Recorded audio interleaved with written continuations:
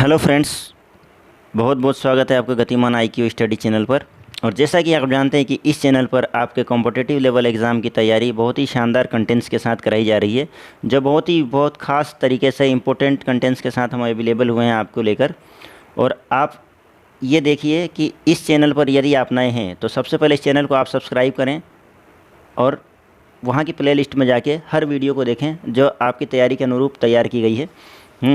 और इसी के साथ बने रहिए इस वीडियो के अंत तक, क्योंकि ये इम्पोर्टेंट कंटेंट जीव विज्ञान के हैं जो आप देखेंगे। इतने महत्वपूर्ण प्रश्न हैं कि आप इसकी तुलना जब करेंगे किसी भी बुक से या कहीं से भी, तो आपको ये क्वेश्चन देखने में ही लगेगा, क्योंकि आप विद्यार्थी हैं, आप तैयारी कर रहे हैं, तो आपको इस बात का अनुभव रहता है कि ये तैयारी के स्थिति से लेकर के और तैयारी के मोनोपोली को लेते हुए ये प्रश्न कितने इम्पोर्टेंट हैं, इसका अंदाज़ा आप लगा सकते हैं। तो बने रहिए वीडियो के अंत तक। तो चलिए आइए हम चलते हैं प्रश्नों की ओर, ज़्यादा समय न लेते हुए। और इसी के साथ यहाँ पे group D, UPSI, Rajasthan REET 3rd grade teacher और Bihar BPSC, Bihar police SI, इन सभी एग्ज़ामों को मद्देनज़र रखते हुए इन कंटेंटों को हमने सेलेक्ट किया है।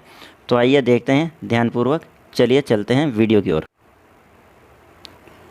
यहाँ हम अध्ययन कर रहे हैं वनस्पति विज्ञान की प्रमुख शाखाओं के बारे में। तो सबसे पहला है, देखिए, घास विज्ञान, एग्रोस्टोलॉजी। एग्रोस्टोलॉजी में घासों का अध्ययन व पालन किया जाता है। जो घासों का अध्ययन होता है, पालन होता है, वह एग्रोस्टोलॉजी में, घास विज्ञान में किया जाता है।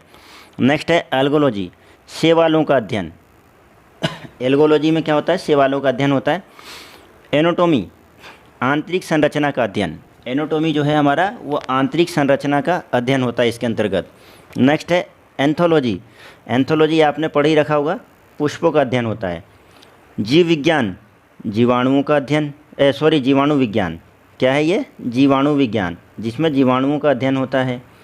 नेक्स्ट देखिए ब्रायोलॉजी। ब्रायोलॉजी में क्या होता है? देखिए आप, इसमें होता है ब्रायोफाइटा का अध्ययन, इंपॉर्टेंट रहेगा आपके लिए ये।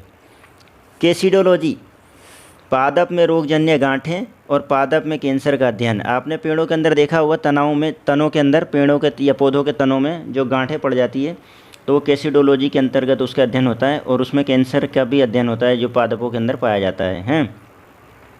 नेक्स्ट देखिए डेंड्रोक्रोनोलॉजी। अब ध्यान से देखना, ये दोनों ही बहुत कन्फ्यूजन वाले और इम्पोर्टेंट हैं। डेंड्रोक्रोनोलॉजी में क्या होता है? वृक्षों की आयु का अध्ययन होता है, यानी वृक्षों के जो तनों पर वलय होते हैं, उन वलयों को देखकर या उनकी छालों से डेंड्रोक्रोनोलॉजी में वृक्षों की आयु की, यह वृक्ष कितना पुराना है, उसका अध्ययन किया जाता है कार्बन 14 पद्धति के द्वारा।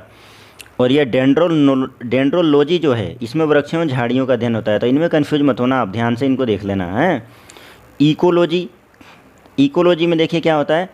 पौधों का वातावरण से संबंध का अध्ययन किया जाता है इकोलॉजी में। और इकोनॉमी बोटनी, नाम से ही देखिए, इकोनॉमी बोटनी, आर्थिक महत्व के पौधों का अध्ययन, आर्थिक महत्व के पौधों का अध्ययन।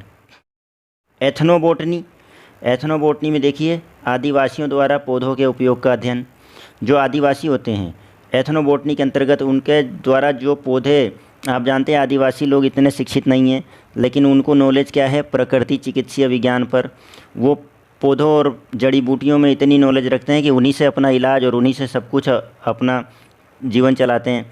तो वो जिन पौधों का उपयोग करते हैं, पादपों का उपयोग करते हैं, जो उनके ऊपर अध्ययन किया जाता है, वो एथनोबोटनी के अंतर्गत किया जाता है। ठीक है। और फॉरेस्ट्री, नाम ही से पता चल रहा है कि वनों का अध्ययन फॉरेस्ट्री कहलाता है। नेक्स्ट देखिए एक्सोबायोलॉजी। एक्सोबायोलॉजी में क्या होता है? अन्य ग्रहों पर संभावित जीवों की उपस्थिति का अध्ययन। जो हमारी पृथ्वी है, ये भी एक ग्रह है, इसके अतिरिक्त अन्य ग्रहों पर जीवों की संभावना कितनी है, उसका अध्ययन एक्सोबायोलॉजी में किया जाता है।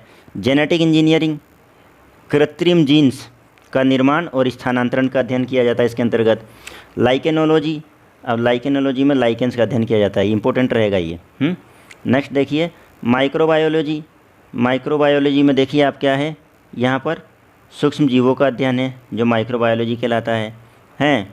इसी के साथ देखिए आगे देखते हैं माइक्रोलॉजी।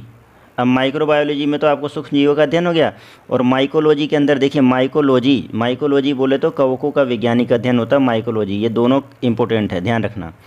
माइकोप्लाज्मोलॉजी, अब प्लाज्मोलॉजी में सीधा ये नाम से ही है, माइकोलॉजी में तो कवक का अध्ययन हो गया, और प्लाज्मोलॉजी जो आया है ये तो यहाँ ध्यान रखना आप, माइकोप्लाज्मा का वैज्ञानिक अध्ययन माइकोप्लाज्मोलॉजी कहलाता है, हैं? इस तरह से याद करना इसको आप। नीमेटोलॉजी, नीमेटोडस का पादपों के संबंध में अध्ययन जो होता है वो नीमेटोलॉजी कहलाता है, ठीक। पेलियोबोटनी, नेक्स्ट पेलियोबोटनी में क्या होता है? पेलियोबोटनी में देखिए आप, पादप जीवाश्मों का अध्ययन, पादप जीवाश्मों का अध्ययन, जो ये पादप के जीवाश्म होते हैं उसका अध्ययन पेलियोबोटनी में किया जाता है। और पेनिलोलॉजी, परागकणों का अध्ययन, जो पुष्पों का परागकण होता है उसका अध्ययन किया जाता है पेलिनोलॉजी में, ये भी इंपॉर्टेंट है। पैथोलॉजी, पादप रोगों का उपचार व अध्ययन पैथोलॉजी के अंतर्गत किया जाता है। पैरासिटोलॉजी इंपॉर्टेंट रहेगा, पोषक तथा परजीवियों का अध्ययन के संबंधों में अध्ययन, पोषक तथा परजीवियों के संबंध में अध्ययन है, क्या कहलाता है? पैरासिटोलॉजी कहलाता है। नेक्स्ट देखिए आप, फार्मेकोलॉजी, औषधीय पादपों का अध्ययन फार्मेकोलॉजी कहलाता है। फिजियोलॉजी, फिजियोलॉजी देखिए आप, विभिन्न पादपों के जैविक क्रिया का अध्ययन फिजियोलॉजी कहलाता है। टेरिडोलॉजी, टेरिडोफाइट्स का अध्ययन, टेरिडोफाइट्स का अध्ययन क्या कहलाता है? टेरिडोलॉजी कहलाता है। फाइटोजियोग्राफी, पौधों के वितरण और उसके कारणों का अध्ययन फाइटोजियोग्राफी कहलाता है ना।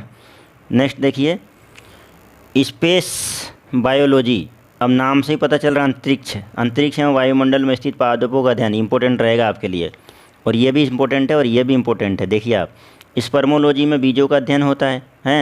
और हेलियोथेरेपी में सूर्य के प्रभाव से चिकित्सा, यानी उसके विकिरण का उपयोग करके जो चिकित्सा करते हैं वो उस प्रक्रिया को क्या कहते हैं? हेलियोथेरेपी कहते हैं। नेक्स्ट देखिए, हाइड्रोपोनिक्स, ये भी इम्पोर्टेंट रहेगा, इस शाखा के अंतर्गत संवर्धन का अध्ययन किया जाता है, वेरी इंपॉर्टेंट है हाइड्रोपोनिक्स।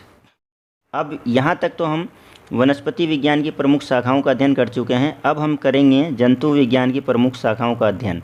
तो ये दो पोर्शन है, जो वनस्पति विज्ञान के अंतर्गत प्रमुख शाखाओं का अध्ययन और जंतु विज्ञान में, आज की वीडियो में हम ये दो शाखाओं का अध्ययन पढ़ेंगे। तो आइए चलते हैं आगे की ओर।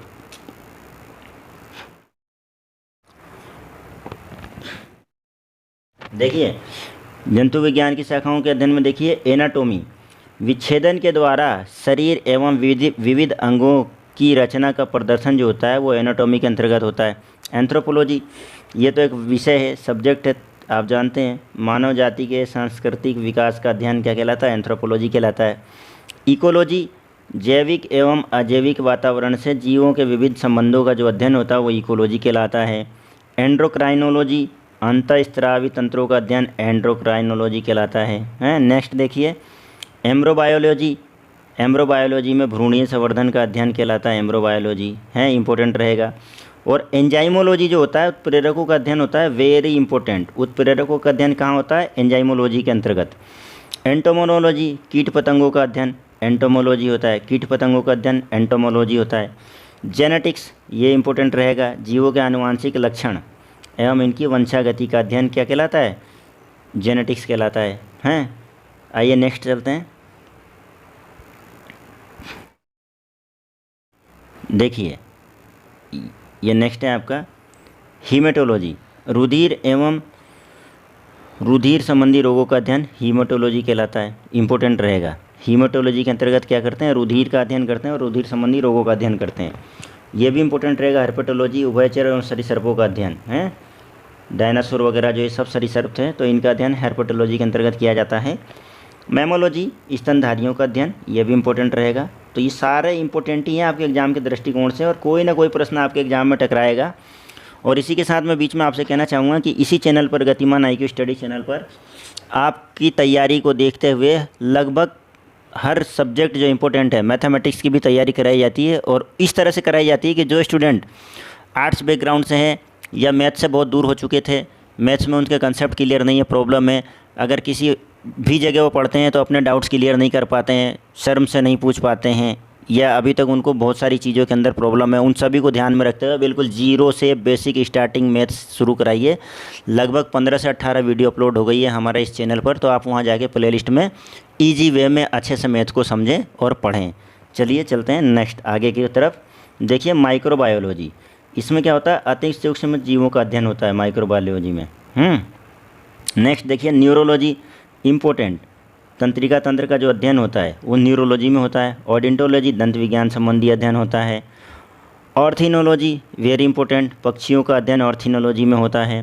पैथोलॉजी इसके अंतर्गत रोगी की प्रकृति, लक्षणों एवं कारणों का अध्ययन कहलाता है पैथोलॉजी। और नेक्स्ट देखिए रेडियोलॉजी।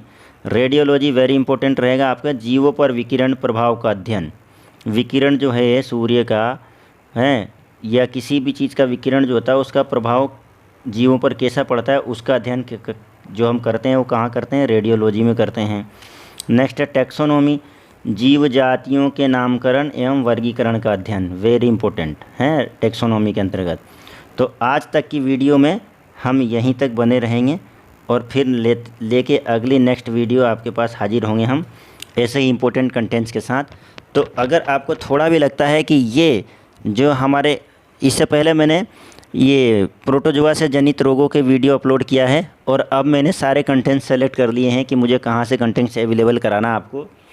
तो अब बायो के भी आपको वीडियो इम्पोर्टेंट प्रश्नों की मिलती रहेगी इन एग्ज़ामों के देखते हुए, जैसे ग्रुप डी हुआ, रीट हुआ, पटवार हुआ, फॉरेस्ट गार्ड हुआ, यूपी पीएसआई, बिहार पुलिस, इन सबको देखते हुए सारे इंपॉर्टेंट कंटेंट्स आपको मिलते रहेंगे।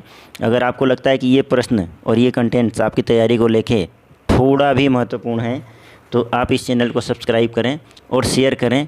और ये चैनल मैंने उन स्टूडेंटों के लिए बनाया है जिनका वास्तव में हर चीज़ में उनकी नींव कमज़ोर है, बेसिक तैयारी नहीं हुई है या अभी तक उन्होंने जहाँ पढ़ा है उनके डाउट क्लियर नहीं हुए।